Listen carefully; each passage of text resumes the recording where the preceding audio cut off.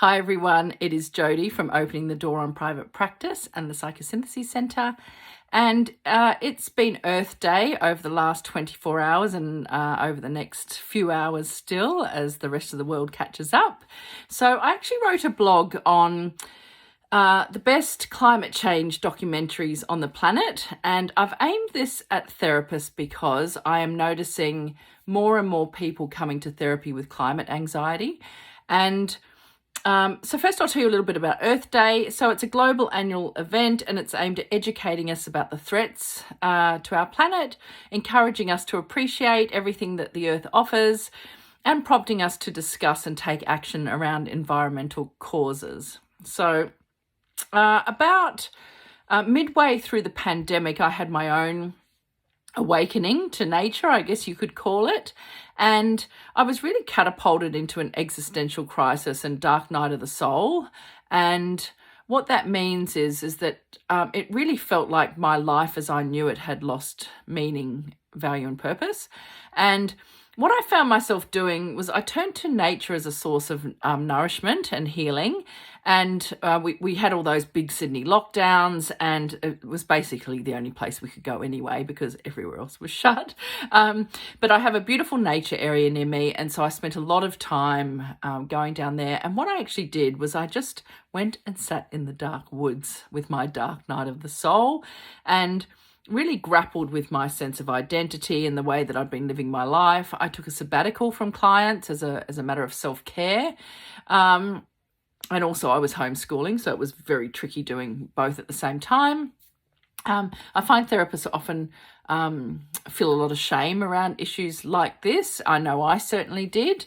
But having, come out the other side, I think it's something really important that we need to talk about. Anyway, nature was it for me. And so I'd also started to train in ecotherapy. And so what I started to do is I took my kids with me after my really dark period, just sitting in the dark woods. I took my kids with me and I basically unschooled them because I felt that the curriculum that they were being taught was not particularly great. We did the bare minimum, their maths and English, and then I basically bush schooled them, and they came along and did my nature therapy activities with me every day, modified for them, and not overly therapeutic for them, but just even just sitting there colouring on the bench while I went off and did my activity.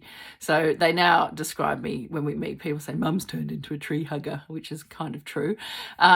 Anyway, so look, my daily ecotherapy practice really provides me with a sense of inner security and safety.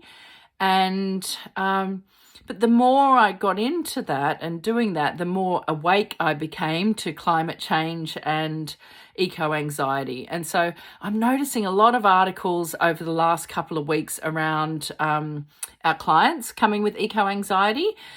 So I've done a little bit of research, and so this is specifically for therapists, just to educate us all on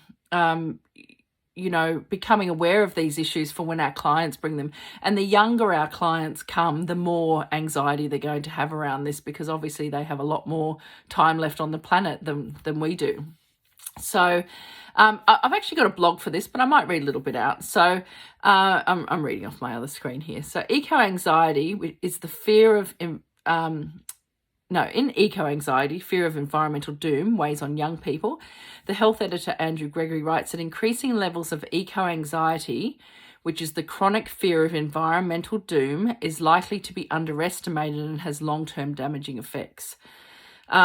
So in the British Medical Journal, risks exacerbating health and social inequalities between those more or less vulnerable to these psychological impacts. So there was a survey in 2020 of child psychiatrists in England, and they said that 57% of them are seeing young children and young people very distressed about the climate crisis and the state of the environment. The climate anxiety is not confined to the UK, which is where the survey was done. And this was confirmed recently by the largest international survey of climate anxiety in young people between age 16 to 25. Which shows that the psychological burdens of climate change are profoundly affecting huge numbers of these young people around the world. here in Australia, we've had a terrible sort of 2 years, really. So the Australian Medical Association recently declared climate change as a health emergency. And literally before I started this video, I noticed that we are about to start having 50-degree days in Australia. So it's really imminent, yeah? So these extreme weather events have resulted in the loss of homes, lands and livelihoods. Global statistics estimate that since 2017, the majority of people forced from their homes around the world were displaced as a result of climate crises. So there's also links between climate change and like COVID and other diseases. So there's growing evidence that many of the same human activities that are contributing to climate change are also contributing to the emergence of new diseases and also to their spread. So according to Professor Daniel Brooks from the University of Toronto, we live in a world which human population expansion and increased density and increased globalization of travel and trade act with climate change to produce an explosive emerging disease crisis that represents an existential threat to humanity. So rather than being discrete threats that just happen to collide, pandemics and climate change are in effect co-travelers. So basically what I've done in my blog post, I've talked about what our role is as therapists, and I've rounded up, I think there must be about 30 or 40 different climate change documentaries. So look, it's not all doom and gloom. There's some cute animal ones in there, and there's some, what have I got there? I've got some around food production, fashion, homes, just the planet in general. And a lot of them have some really simple tips that we can be utilizing at home and starting to do at home,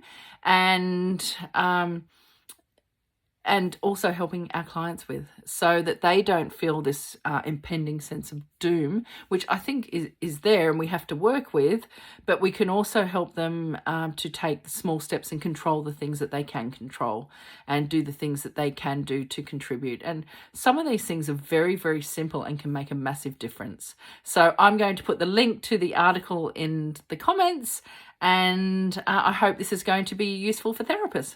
Okay, thanks for listening. Bye.